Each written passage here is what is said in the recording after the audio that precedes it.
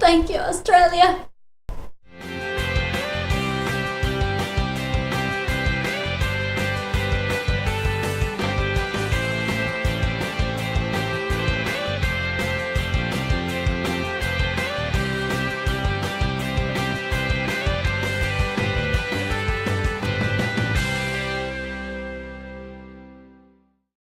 Hello everybody, Carla here, and yes, I am alive. I know I said I was going to come back on August 24th or whatever it was after I came back from my vacation, but then things started happening and they started happening really fast, and stuff hasn't stopped happening until now.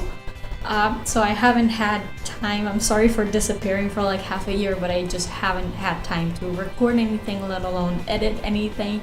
So yeah, it's been complicated. As you can see from my new background, I moved. And not only did I moved to the whole opposite side of the world. So yeah, it's been an eventful few months.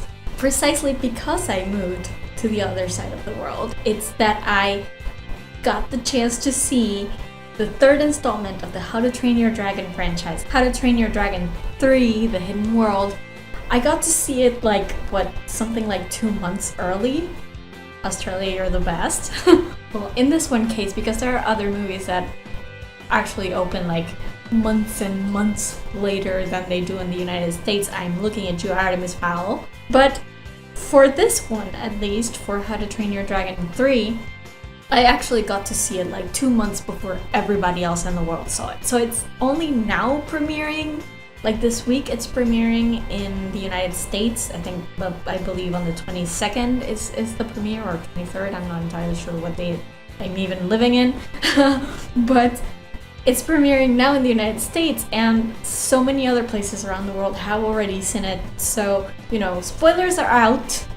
If you've managed to actually remain spoiler-free, congratulations to you, that's an amazing feat. But I got to see it at the beginning of January, so I got to enjoy it for all this time, and now I'm just waiting for people in the United States to watch it and to actually get the feelings and the emotions that I did. And because it's premiering this weekend in the United States, I decided why not just talk about it now that I have time. Things have settled a little bit. I still haven't started writing, but I decided, hey, I can do, a video and go back to the people who are actually watching these things. If you were waiting for me all these months, oh my god, I love you. I just want to say that. But yeah, today I'm gonna talk about How to Train Your Dragon 3, The Hidden World. I'm not entirely sure how I feel about that title. I mean, it's an appropriate title. There is a thing in the movie called The Hidden World.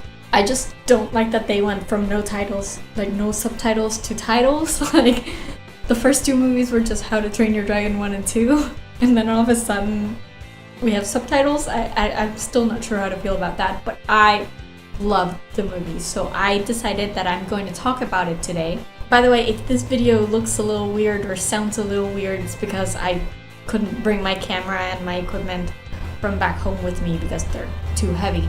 So I had to buy a new camera. It's not as good. It's much cheaper equipment, so yeah, it's gonna look awkward for a while until I can get something better. If I can get something better, because I am also very poor, I'm a broke student. So yeah. It might not get much better, but at least you can see me and hear me now, so that's better than we had for the last few months, I guess.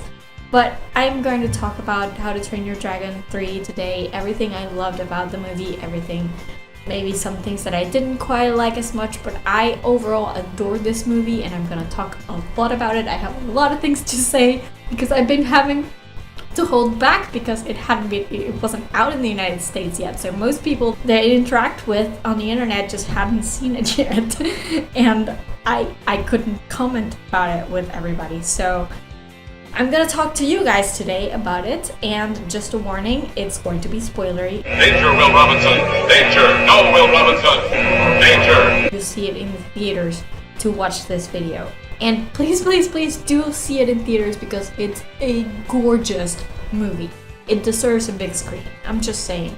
Like, I know that a lot of people, when movies premiere really early in other places than in the United States. A lot of people just jump to like pirate it or download it from the internet somehow. Don't do that. This movie deserves to be seen in a theater. It's absolutely gorgeous, and really, you will not regret it if you go see it in the theater. But as I was saying, there will be spoilers. I'm not holding back on anything. So if you haven't yet watched this movie, press pause now, go to the movie theater, watch it, and then come back and watch this and see if you agree with me on those things, because it's really, you really need to see it. I'm gonna talk about everything. Like, if you haven't seen the movie, this is going to ruin it for you. So please, please, please keep that in mind. So I want to start with, the most basic thing that we should have known, I guess, before we actually watched the movie, and that is the cast.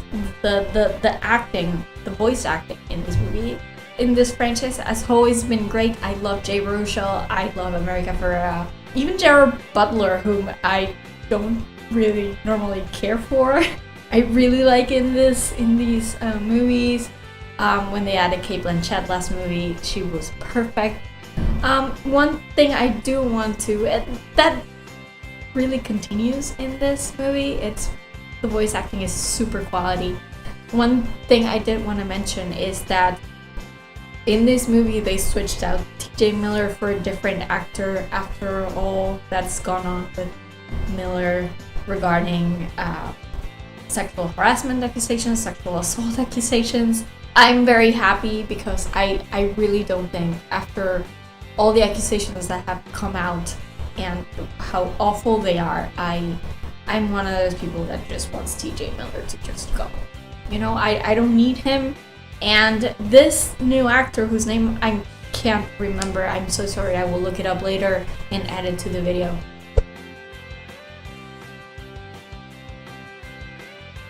But he is great. Like, I actually didn't know they were doing this. I didn't know they were replacing TJ Miller.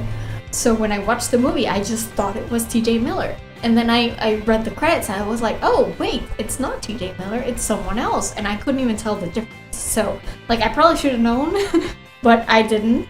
And it didn't even make me blink in the movie. Like, he was great. I'm not sure if he's the same guy who does Tucknut's voice in the animated series, but he's great. I couldn't even tell the difference, and that was wonderful. I think they did a great job. Unlike, say, Deadpool, who couldn't replace TJ Miller because it was too last minute, in this one they did the right thing, and I applaud them for that. It was great. The first thing that caught my eye, pun intended, from this movie is the cinematography and the design. This franchise has always stood out for how beautiful it is and how incredible the graphics are. It looks very real. It doesn't look fake. I mean, it looks like a cartoon because it's made to look like a cartoon, but it looks more real than, say, most of the stuff that Pixar does, for example. And I always loved that about this franchise, and this one just topped everything for me. Like, if you thought the first How to Train Your Dragon was beautiful, this just blows it out of the water. I do have to say, though, there are certain things that bug me a little. Like, for example, the gang, the entire gang, like Hiccup's friends, they're all wearing like dragon scale armor now, which is really cool. Like, I love the design of the armor itself, but I feel like it made some of the action scenes especially a little bit hard to follow. Even when I was watching it on a big screen, I had trouble distinguishing who was who. And I think it's because I didn't get enough time to familiarize myself with the dragon scale armors before I saw them in action. And also, it was hard to tell who was who when they were speaking, and also that had to do a lot with the fact that most of the scenes where they were fighting happened at night. So a lot of the color was muted and it was difficult to tell. And also lots of fire everywhere, so it was difficult to tell. So I applaud them for trying to come up with like a cool concept for these dragon scale armors. But it bugged me a little bit in those scenes, especially the action scene. I do like, however, that I have been missing this in How to Train Your Dragon 2. I'm just gonna say it. I like that the reddish hues in Hiccup's hair and Valka's hair and Stoick's hair came back. Because it felt like in How to Train Your Dragon 2, they were all very brown haired. Like Valka and Stoick less than Hiccup, but Hiccup's hair went really dark. And I know that his hair is more brown than the others, but like in the first movie it had reddish tinges, and I didn't see that in How to Train Your Dragon 2, and I missed it because, you know, red hair. So I really liked that in this movie I could see the tinges of red in Hiccup's hair, and also in Valka's hair and in Stoick's hair. I'm not even sure that it was a conscious decision that the animators made, but it might have just been because it felt like there was so much more light in this movie than in the previous one. Because the previous one, everything had to do with like ice, so everything had like blue tinges. The entire thing was a little blue, and I felt like the light, like the sunlight, the warmth, just came through more in this one because there were more scenes that were out, you know, in just sunlight, and I could see more of the reddish tinges in their hair, and I really like that. As for the new things in this one, for example, I'm not entirely sure how to feel about the Light Fury's design. I mean, she's meant to look like Toothless, but she looks a little too, I don't know, smooth.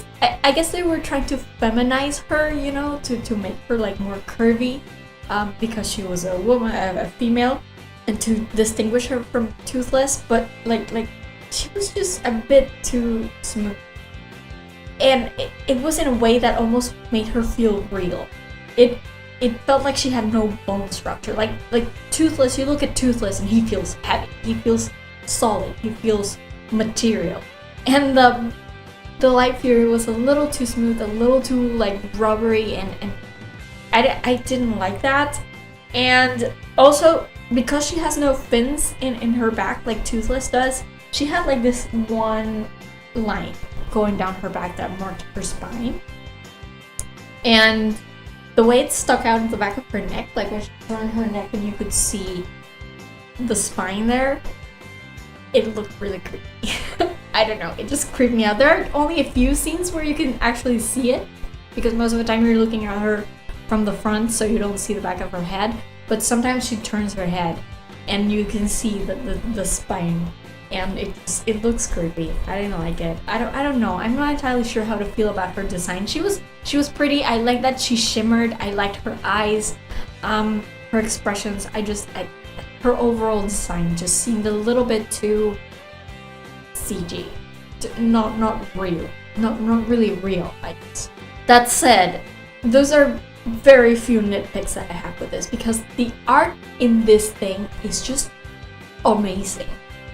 It is so much better than even How to Train Your Dragon 2, and I thought How to Train Your Dragon 2 was brilliant. But this one is just, it's gorgeous. It's such a wonder just to see everything on the big screen. It's amazing.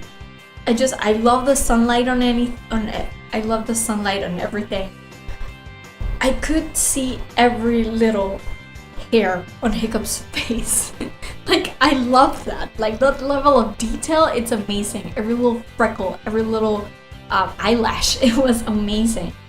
And there's a scene when he's running through the grass because Grimmel is taking Toothless away, so Hiccup is running through the grass trying to get to them before Grimmel takes Toothless.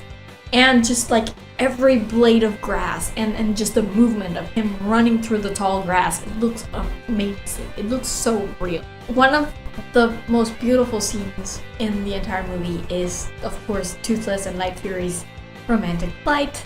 You know, kind of evoking the first romantic flight, but it's just beautiful because they're in between the clouds, just the sea and the moonlight, and it's just so gorgeous. Oh my god. And the fluorescent sequences in the hidden world, because, you know, they go into the waterfalls, and they go into like underground caves, and everything starts to fluoresce, like the rocks around them and even the dragons. It's so breathtaking. Oh my god, it's so good. It's so jaw-droppingly astounding. Like, this movie is absolutely gorgeous. I can't even deal with how gorgeous it is. Just, I'm telling you guys, don't pirate it, don't watch it on your computer, don't watch it on your phone. Go to the theater. You need to see this movie on a big screen to really appreciate how gorgeous it is. Also, one thing that I found really cute and just adorable, being a Lion King fan, and we have the Lion King movie coming out later this year, but we got our own circle of life scene kind of in this movie. The part where Toothless and Light Fury are just standing up on the top of the rock and every other dragon down there is like bowing. It's just, that entire sequence is so great. I see what you did there, Dean DeBlois, and I loved it. As a Lion King fan, it just made me smile. About the characters though, and I have to say, people are so into Hiccup's beard. Like, everybody just seems to think it's so hot. And, I kind of love that Hiccup got to grow a beard. I think it's a visible sign of his maturity and how much he's grown through these 3 movies. At the same time, I just don't like the way it looks. It looks like, I don't know, like I could bounce something off of it. I'm not entirely sure. I just don't quite like it. I can live with it though. Like, everything else was just absolutely precious and gorgeous and amazing. And the designers, oh my god, the cinematographers and designers. I was so happy when I was sitting through the credits to see Roger Deakins' name as a cinematography consultant. Like, blew my mind. He is basically the greatest cinematographer of all time, and just to see him involved in this, it just made me feel amazing. I love this movie so much. It was gorgeous. Now let's talk about the writing. There are some things that I didn't quite like. They sort of try to attempt a little bit more diversity in this one, because the thing about writing about Vikings is that everybody's gonna be really white. That it happens, right? But they try to introduce a little bit of diversity into this one with the warlords that kind of contracted Grimmel to get the dragons out of work. And yeah, okay, I see the effort, I guess, but it was also kind of weak. Like, it was 2 Asian characters, I believe, and that's it. They had funny accents, I guess, and I appreciate that you're trying to introduce some diversity, at least visually, if not in depth, but yeah, that was weak. Sorry. I did, however, really appreciate that they had a lot of continuity nods in this movie. For example, he kept teasing Astrid about Snot Loud. Like, we haven't heard about that since, the first movie? Remember how Snot Loud was trying to pick Astrid up? Toothless drawing. Adorable. Oh, now you can draw. The gif of the Night Fury shout out with the tail. Astrid actually says, hey, you made him once already, and he didn't want it. That's a shout out to Gift of the Night Fury, and it was fantastic because that's one of my favorite parts of the How to Train Your Dragon franchise. I love that short. It's adorable. Stormfly being able to track from the second movie, that was good. Astrid going, so what are you gonna do about it? And Hiccup's like, probably something stupid. I love that. Great callback from the first movie. Of course, Astrid's axe, which we haven't seen in action for a long time, I feel. So that was really cool to see again, her fighting with the axe, because that's her weapon. That's Astrid's weapon, and it's great that we see her fighting with it again. The thing about this movie though, it's like, even where the writing was a little weak, it was just so funny. Like, I was cracking up so hard through the entire thing. And it's, totally a kid-appropriate humor, of course, so it's not like anything raunchy or anything, but it was just so funny in a way that kids' movies usually are not, at least for an adult. And there were so many things that made me chuckle. Like, at the very beginning, there's the line of the guy, one of the hunters, of the dragon hunters, and he sees Hiccup in his dragon scale armor, and he goes, "You're a demon!" And I'm just like, oh my god, Dean DeBlois has been reading fan fiction, because there's so many fanfics out there where Hiccup's nickname is like the dragon, you know, the devil or the dragon demon or some kind of thing like that, and it was so great. Like he has this in so many fanfics, he has this like mythology around him as some kind of mythical creature that rescues dragons. They actually added it here, so I'm pretty sure the writer have been reading fanfiction, which is awesome. I did like this idea, however, that they touched upon that Berk is overcrowded. It's very interesting because, yeah, of course we all know that we want Hiccup to rescue the dragons. That everybody agrees with that. But you also have to be realistic that at some point you won't be able to hold all of them, just trying to save them from the hunters. At some point you're going to have to let them go. And I like that they touched upon that because it seemed so like really easy for them to just keep bringing back dragons to Berk. And, you know, through the entire animated series, they also kept rescuing dragons, but they weren't keeping them on the edge because it wasn't possible. So it's good that they also dig into the practical realities of being dragon rescuers and what that does. And it speaks a lot of course, animal rescues in the real world. Yeah, you can rescue animals, but at some point you're gonna have, you can't save every one of them.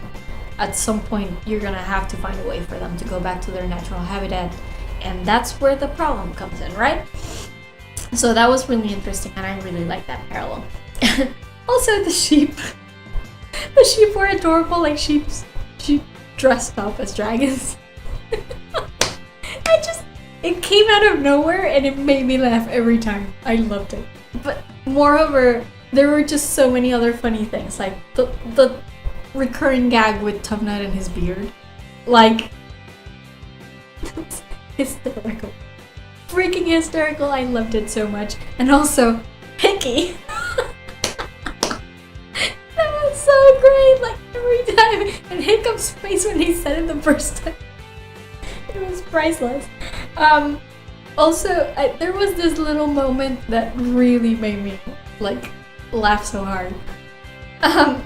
When they're searching for the hidden world, and Tufnut somehow makes an allusion to the fact that they can't find it because it's in the edge of the world, but the world really doesn't have edges because it's round.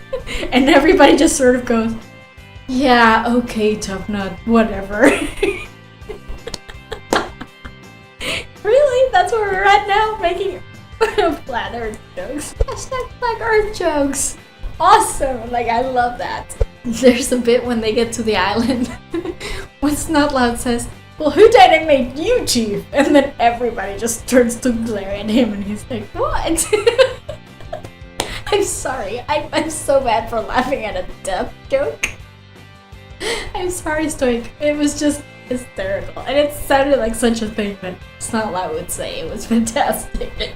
Also hilarious. Just Hiccup playing the mother suspicious of her son's girlfriend, kind of, like with Toothless. Like, when he was just like, yeah, I don't think she's right for us. It was so perfect. I love the role reversal here. I love that it's Hiccup acting like the quintessential, mother-in-law from, movies and literature, and it's such an overdone trope, and I love to see the spin they put on it this time. Grimmel. I didn't like Grimmel all that much, but the moment I really, really loved Grimmel was when he realized, like, when all the dragon rescuers leave, dragon riders leave, and he realizes that Ruffnut stayed behind. Like, his face, you guys. I was dying. And then just that entire Ruffnut scene, it just brought down the entire house. I was in tears, you guys. It was so funny. I'm so glad they gave her that scene because it was amazing. By far, like, one of my favorite scenes of the entire movie. And then, little things like that, even like at the very end where I was supposed to be like, oh, look at what's happening, but then Astrid goes and says, it's okay, he's not gonna eat your father, and I just break. laughing like a maniac. It's so stupid, but I just really love the way she said that. It was hysterical. And also the kids' faces when they're like, here, Hiccup has them put up their hand so they could touch Toothless. Your faces, they're all like, and it's hilarious. I just love it. This movie was so funny. I don't remember laughing that much in How to Train Your Dragon 2 or even in How to Train Your Dragon 1. I found everything so funny and in a good way, a positive way. So yeah, love that about the writing at least. Now, let's talk about the plot. I'm gonna be honest and say I didn't really like Grimmel. Like, at the beginning he seemed like so freaking badass. Maybe too badass. Like, everything was just way too easy for him. He knew when the dragon was going to come, and he knew exactly when he had to like shoot his little thingy to make the dragon fall asleep. And you know,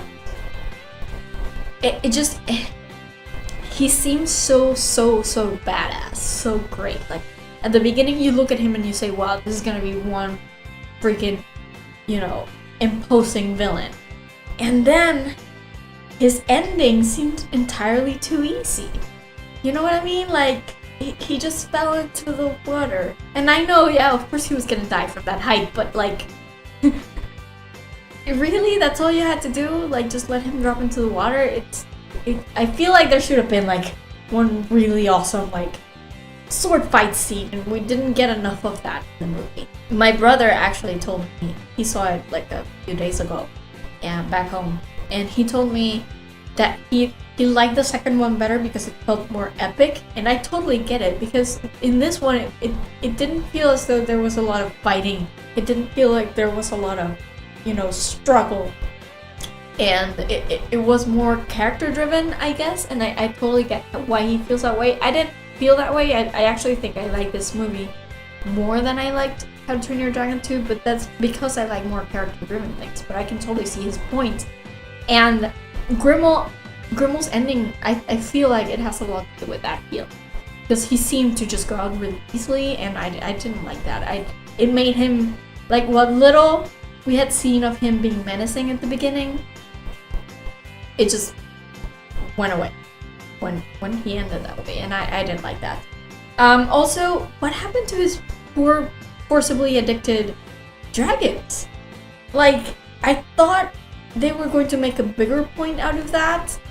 Like, you can't just release those dragons and hope that they'll be, you know, fine for the rest of their lives. They're addicted. Like, I would have thought they would have made more of an effort to talk about what happens to them, and they didn't, and that disappointed me a little bit. It was the same with just the entire climax of the movie. Like, the final strike on Grimmel, it felt too easy for me. Like, Astrid had just literally told Hiccup that without Toothless and without their dragons, it's gonna be much harder now. But then they just like jump off a cliff and end up in the in the boats, and within like 2 seconds they've already released the dragons and everything is super easy. Like, it's just not as hard as she thought it was gonna be. I don't get it. And they just take down an entire armada with the dragons, so it's like that. It feels like a broken Aesop to me. Like, you're trying to teach me about, you know, being able to do these things by yourself and believing in your own ability to do these things even without your, I don't know, emotional and physical crutch, which is your dragon, without depending on your dragon all the time, and then within 2 seconds you're back to depending on dragons. Yeah, the lesson's not quite getting there, I think. I'm also not sure I like this whole, you know, new powers as the plot demands type thing with the lightning that Toothless is suddenly able to produce, and he's able to disappear into the lightning and stuff like that. It does explain a few things that he doesn't How to Train Your Dragon before he meets Hiccup, especially. Because, you know, the Night Furies were like super hard to catch, and it was because they disappeared and blended into the night. And also in How to Train Your Dragon 2, when he's fighting the wildebeest, he does some things with lightning. So I guess that kind of explains that, but I don't like that at this point. And just because like Fury has the power to, I don't know, create portals or whatever it is that she does, just because of that, Toothless needs to have this lightning power that we've never seen before. I'm not sure I like it. Also, speaking of that, summoning lightning when your rider is on your back and he has a metal leg, not the smartest thing to do, Toothless. So like, yeah, how like the scientist in me was just like, yep, he shouldn't have survived that. What can I say? I just want to mention really quickly the music, because it's always been one of my favorite parts of the How to Train Your Dragon franchise. Jesus Christ, like the scene, the goodbye scene where everybody was like, Hiccup was saying goodbye to Toothless and everybody else was saying goodbye to their dragons. Like, the saddest part about that scene was the music. Like, for fuck's sake, John Powell, how do you do this to me? Like, how do you make me hurt this way? It's incredible. Every friggin' time, the music just kills me. And it's so amazing, and I can't wait to get to listen to this soundtrack on Spotify. I know it came out a couple of weeks ago, but I haven't actually checked it out. I haven't had time. But I just... the soundtrack is amazing. It's just so good. Now I'm going to talk a little bit about the characters, especially my favorite ones. I just want to say up the top that Fishlegs got shafted. He basically only has like a few lines in this movie. Like, even with Snotloud, they managed to sort of give him a minor subplot that gave him moments to, you know, be on screen and speak and do his thing. With Fishlegs, he's only like taking care of the little baby, and that's all he's doing, and there's just nothing to him in the entire movie. So he definitely, I feel like he got shafted. Also, flashbacks. Those flashbacks just kill my stomach. Oh my god, so sad. And it's just, I really love that because it's so nice to see him actually being a good dad. Because like a lot of people, we saw him, you know, have his come to Jesus moment in the first movie, and then in the second movie he was pretty much a good dad. It, you know, other than the fact that he was really into pushing Hiccup to, you know, learn the trade to become a chief. But apart from that, they actually were getting along better. But when we think of, like, when we fans think of things, of times before the first How to Train Your Dragon movie, we just tend to assume that Hiccup and Stoick clashed about everything. You know, that Stoick just was disappointed in his son, and that he thought he wasn't a good Viking and whatever, and that he kept berating him a lot. And if you read fanfiction, you sort of see that trend. And it's so nice to see a flashback from the time before the first movie where they actually get along and are good to each other, and you can obviously see how much they care for each other in those flashbacks. Like, even if time will come where they will have their differences and they will fight and argue about lots of things, it just feels really great to see them in a flashback where they actually obviously care about each other. It's like a good dad, and he's giving Hiccup good advice, and I really love that. Also, I thought it was really smart the way they did it, because in the trailers, everybody was, when the trailer came out and you know, it had Stoick speaking to Hiccup about the dragons and the hidden world, and everybody was like, yeah, but you know, that's sort of a retcon, because we know that Stoick didn't like dragons, so why did he want to, you know, find the hidden world to help the dragons? And I think it's really smart what they did, because what he actually says is so that people and dragons will fight no more. And that's a different thing than trying to help dragons. That's probably like implying that he wanted to kill the dragons and he wanted to destroy the hidden world so that there would be no more dragons. But he says it in a way that doesn't sound as bad, so you can use it in the trailer and it actually sounds good. And it doesn't sound so traumatic to Hiccup too, because obviously, why would a little kid be happy about, you know, killing dragons? He was really young. I mean, obviously they do when they get older, but he was really young in those flashbacks. So, like, I thought it was really clever, because it makes Stoick sound wise and good and patient, but at the same time, it's not a retcon. You can tell, like, by the way he phrases it, that No, he was still thinking at that point that he was going to kill all the dragons so that he, you know, could get rid of the threat to his people.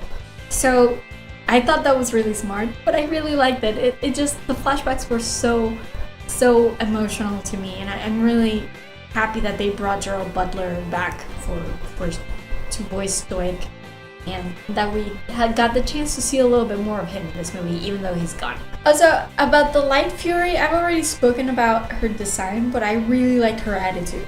Like, I thought she was awesome. I liked how wild she was. Like, she really seemed like a wild animal, you know? Just in her natural habitat that has never had to deal with actual people. And definitely sees them as a threat. I thought it was very realistic. I also really liked that Astrid was the one to come up with the name. He keeps like, right, you're in. Astrid's like, Light, and he's like, yeah, yours works better, yeah.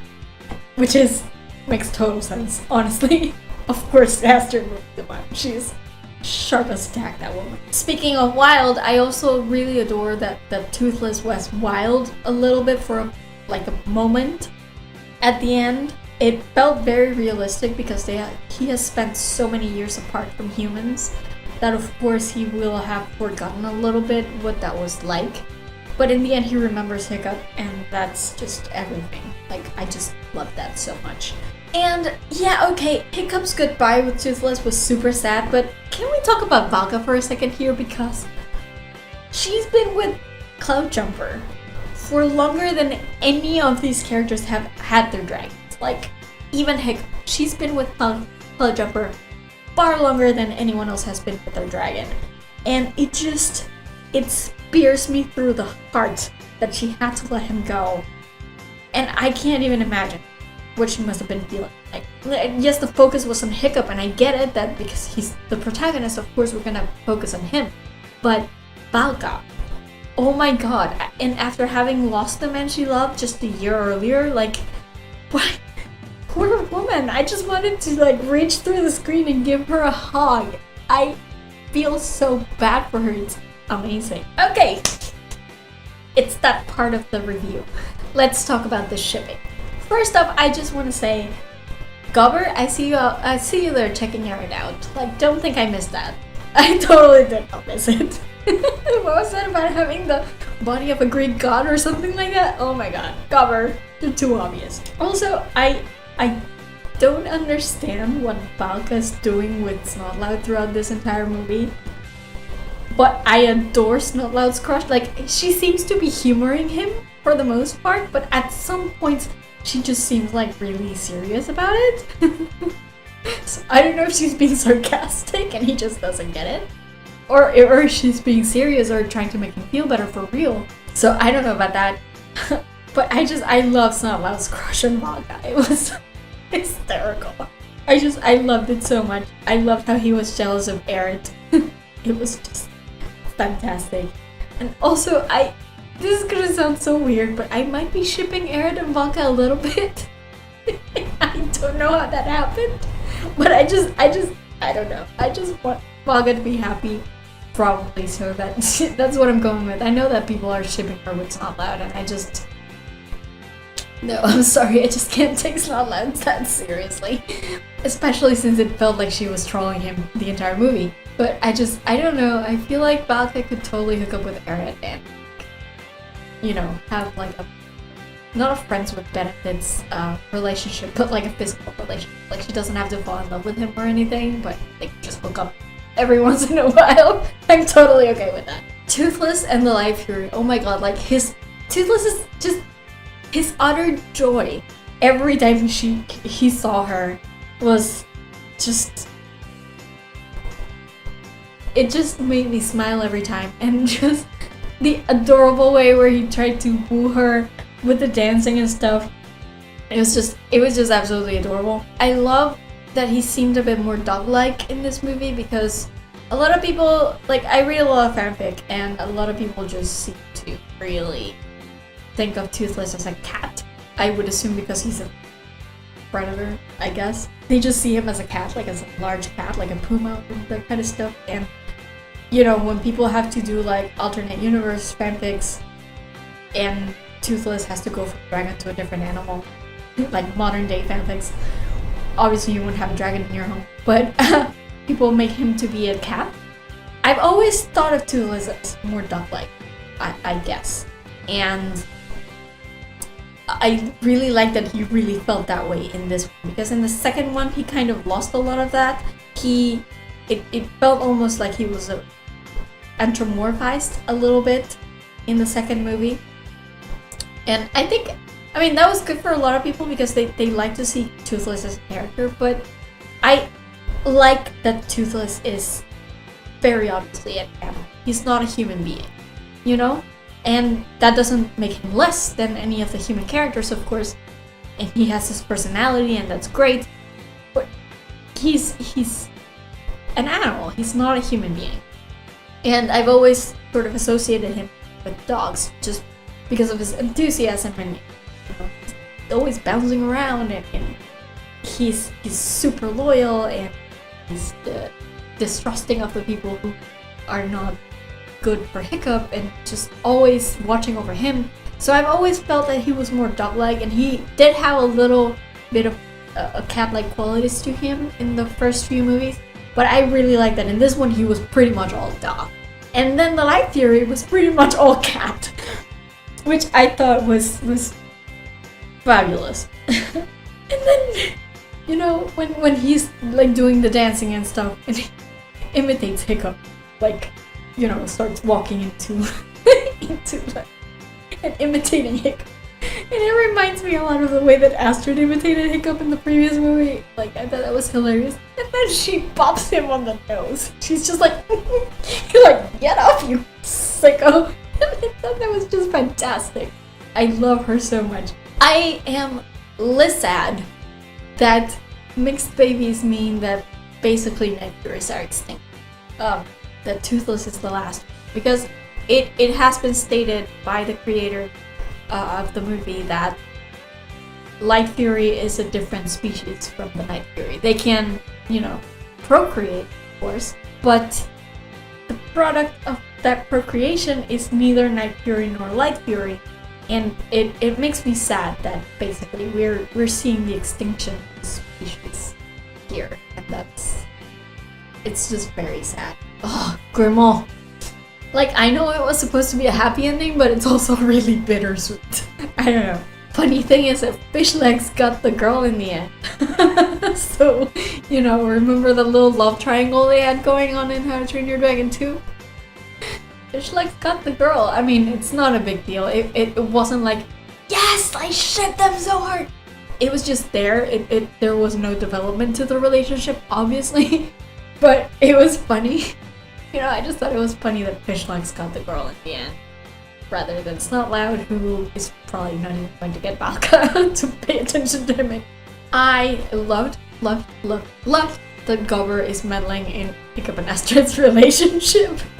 It's absolutely something Gobber would do. Like, he would take it upon himself to, like, be that person who goes kiss and, you know, has them get together.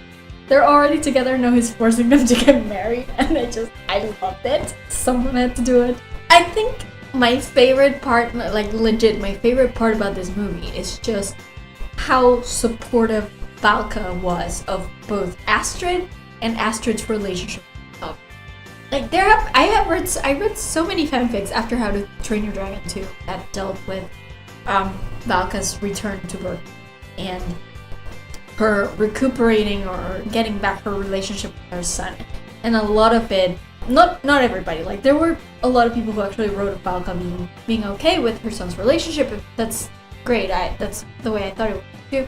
But there were a lot of people also out there who thought there might be some friction between Valka and Astrid, and, you know, maybe some jealousy that when Valka comes back into her son's life, he's already sort of taken by some other girl, you know, and not in a romantic sense, of course, but like that she wouldn't want some other girl to get her son's attention if she doesn't have it, you know, like there was a lot of that in the fandom after How to Train Your Dragon 2, and I thought it was interesting, but I'm really glad it didn't happen. I'm very glad that Valka is super supportive of Astrid and recognizes how much Astrid loves her son and how good she is for him, and just that was my favorite part about the entire movie, without a doubt. Like, every time she said something supportive, I squealed so hard. My mom was watching it with me, and she would just look at me like, what? And it's just, I squealed so hard every single time. I love that so much. I am curious, however, as to how Astrid went from we're not nearly ready for that, talking about marriage, to ta-da, marriage. Like, I'm really curious as to how the events that unfolded in this movie sort of led her to recognize that no, she and Hiccup were ready to get married, you know? And I'm totally writing a fanfic about this, not that this is a surprise, but I totally had to write about this because I'm really curious about it, so you will see my version of this soon enough if you hang around me on the internet. And just, can we talk about Hiccup and Astrid though? Like, just so cute. They had so many scenes together in this movie. It's just, let me tell you, feels. I feel so happy for them that I got to see so much of them together in this movie. And, you know, like, seriously, the bit at the cliff when you know, they're teasing each other and Hiccup like pulls her back when she teases him about Valka and it's not loud, and it's just, I love that.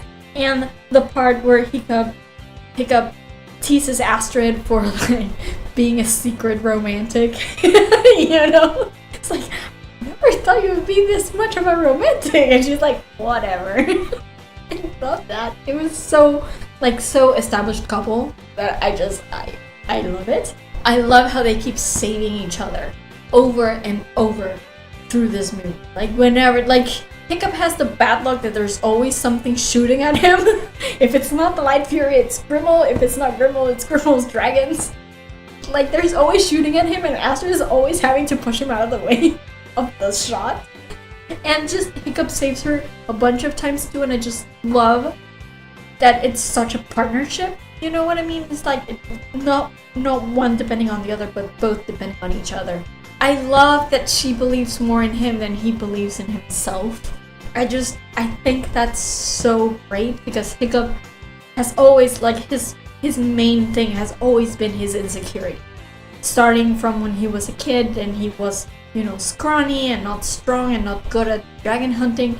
And that has followed him to this day. And he needs someone by his side reminding him that no, he actually is pretty darn awesome. And he actually is pretty good. He might not be the strongest, and he, you know, might not be the most physically able person around, but he's smart and he's determined, and he has, you know, he never gives up, and he needs to have something like that in his life, just reaffirming how great of a person he is, because he doesn't see it himself. And I'm so happy that Astrid is that person for him, because that woman has all the confidence in the world. Like, she doubts herself. Like, if you've seen the TV show, the animated series, you have seen that there are moments when Astrid doubts herself, but most of the time it's just like she's, you know, she has all the confidence in the world, and Hiccup can use a little bit of that, and he can be there for her in the moments when she's feeling a little doubt. And I just loved how supportive she was of him in this, and I love that they had so many scenes together. You know, it's mainly by virtue of the fact that they actually were together in the same place for more than 2 minutes in this movie.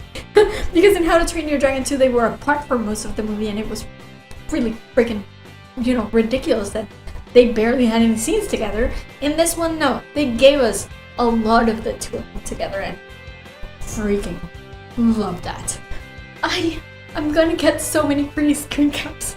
Like, I can just see them in my head, and I'm already like, so pretty. Also, wait, can we talk about that mid-battle reprise of the romantic flight? Oh my god. Like, they're so badass. They're like the most badass couple ever. They're the definition of the battle couple trope. Like, for serious. He just walks to her and she's standing there and she's looking at him. And she, like, pulls like a dragon Simpleback gas grenade, and she pulls it up and just throws it up, and then Hiccup just throws his flaming sword, and it just boom, and they're just looking at each other with the flames going on in the background and the music. Oh my god, it was so perfect. I love that scene so much. Like, the thing is, I really wanted them to kiss at that moment, and they don't kiss, and that annoyed me. But like the entire scene and just the music. Like, can we talk about that reprise of Romantic Flight though? That this is what I'm saying when I say that John Powell kills me every time. He just had that little bit of the song in the middle of that scene, and I just melted.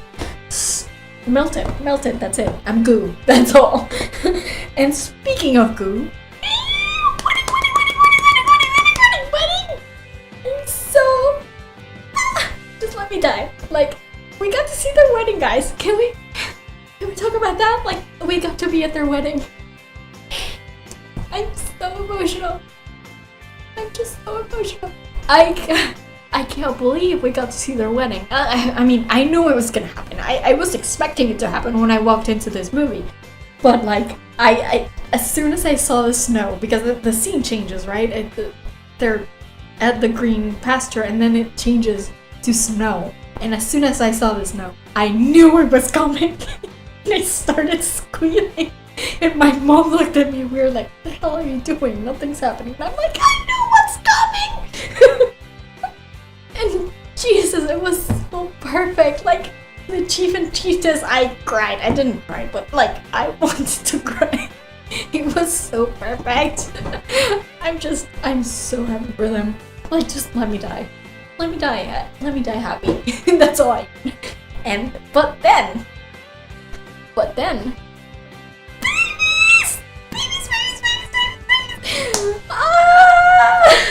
like squeal. I squealed so hard when I saw the kids. They're adorable. Like, I adore how they're like a perfect mix of Hiccup and Astrid. Like, the girl is a redhead with blue eyes, and then the boy is a blonde with green eyes. And it's like the classic YA trope of like mixed up children. It's such a classic kids lit YA trope that it just made me smile. The kids are just adorable. I hear somewhere on the web that they have names, but I don't actually know what the names are, so I may have to look it up, I guess. But because they don't say it in the movie, but maybe it was in the credits and I missed it. I adore those kids. Oh my god, that's so cute. It did bug me, however, that Astrid was still wearing Cranston. Like, I guess we could say that it was some kind of hair ornament that isn't a Cranston, because, you know, she's not supposed to wear a Cranston after she's married and has 2 kids. But I keep thinking, like, Dean DeBlois, if you have been reading fanfiction, as I suspect that you have, you probably should know this. Like, she shouldn't be wearing a Cranston, guys. But I guess it's just a design thing. Like, what were they going to keep for a hat? That would have looked weird. So I guess we can say that it's just like a head adornment of some kind, and it's not actually Cranston. But it did bug me. I mean, I'll give them a pass because I feel like it's more of a design thing, but it did bug me. So in conclusion, I really loved this movie. I felt it was the perfect ending. I love that Dean DeBlois was always going sort of to match the ending of the book series, which I thought was great, because the movies are based on a book series by Cressida Cowell, but they're very different from the book series. Super different. It's just like barely based on it. But I like that Dean DeBlois wanted to honor the book series by kind of having it go to the same, like, circle through to the same ending point. Not exactly the same, similar at least.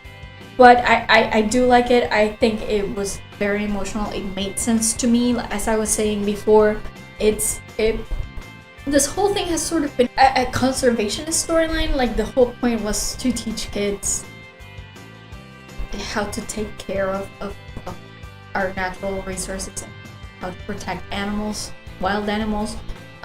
So I like the idea that in the end the dragons had to sort of be released into the wild, because they're not our pets. They're creatures that deserve to be living in freedom. You know, even though we, like human beings, were treating them well and they were friends and stuff, it makes sense to me that they should end with the dragons just living in freedom, as they should always.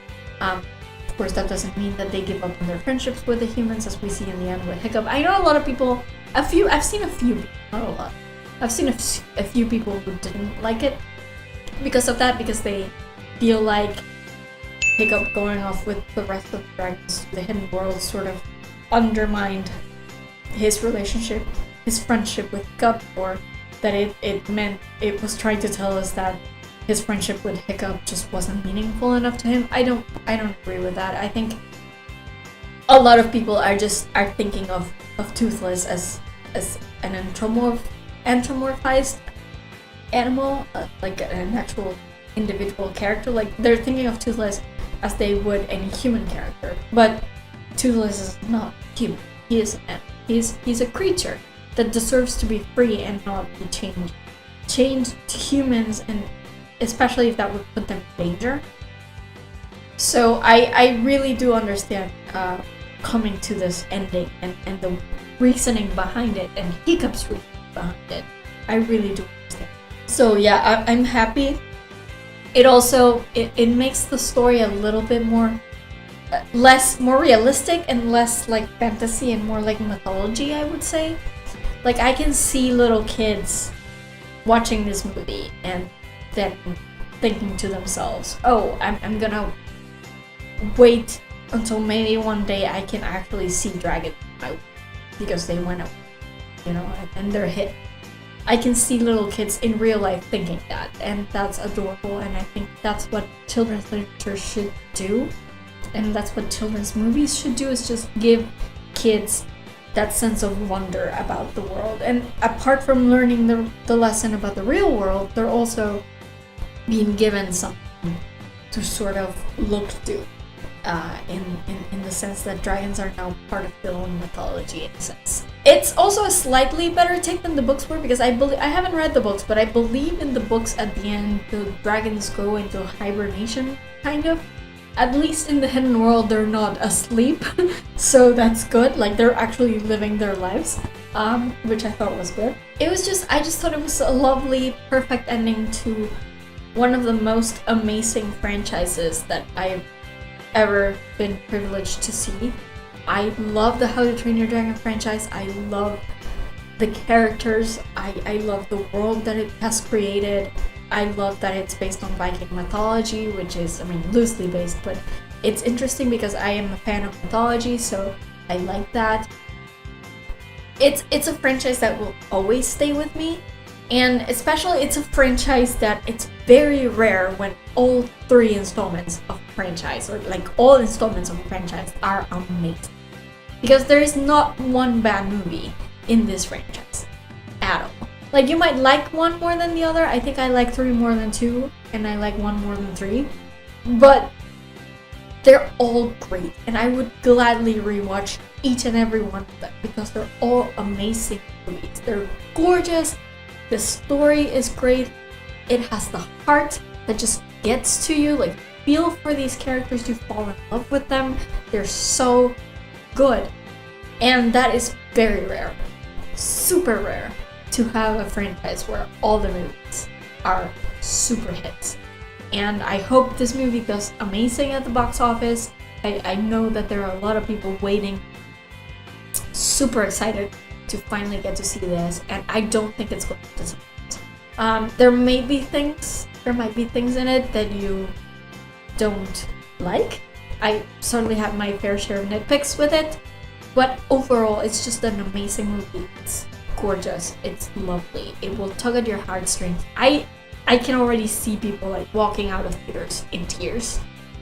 It's just such a beautiful ending, such a perfect ending. It makes you feel good. You walk out of the theater just feeling like you've been on an adventure, and that you've grown up with these characters, and that you just, they feel like they're part of your life. And I just really adore that feeling.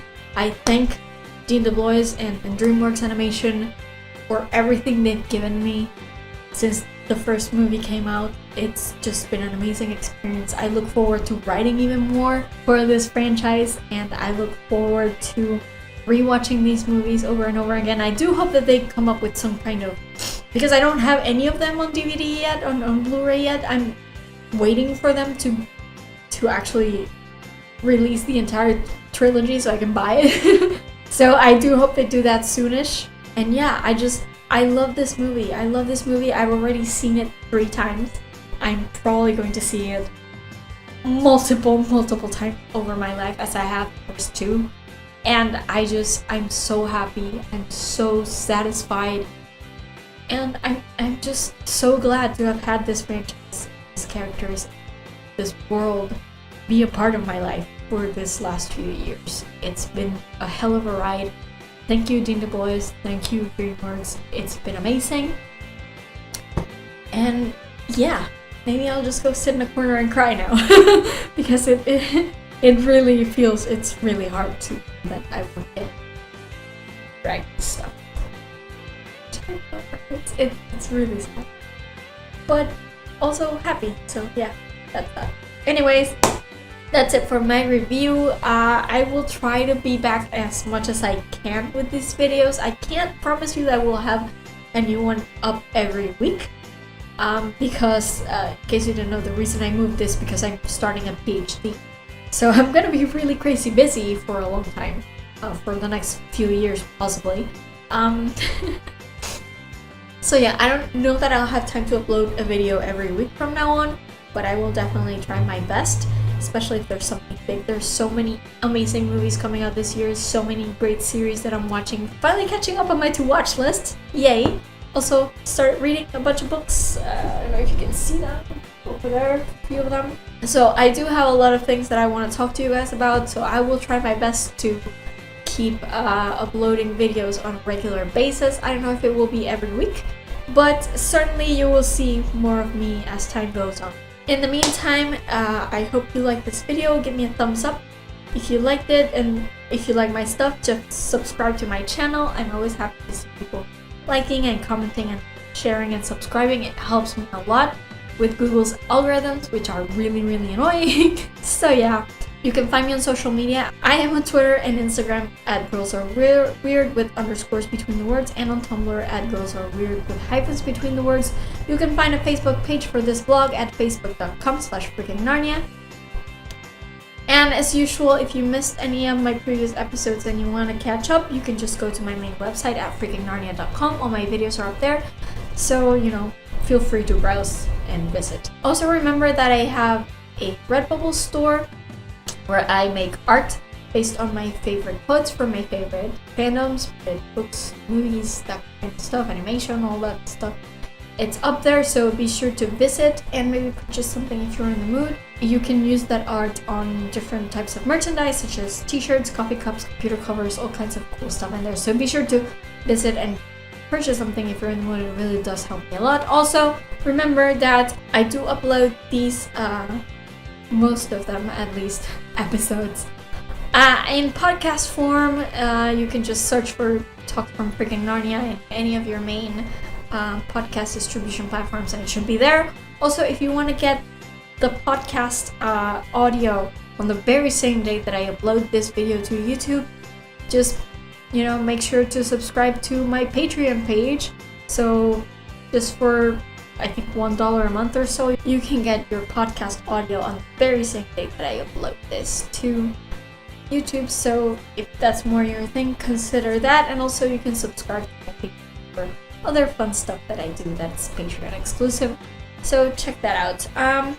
Yeah, I think that's it from me today. I will see you guys next time with another talk from all the way in freaking Narnia. So long, and thanks for all the fish. How to Train Your Dragon for an actor named I see what you did there, Dean Du Bois, and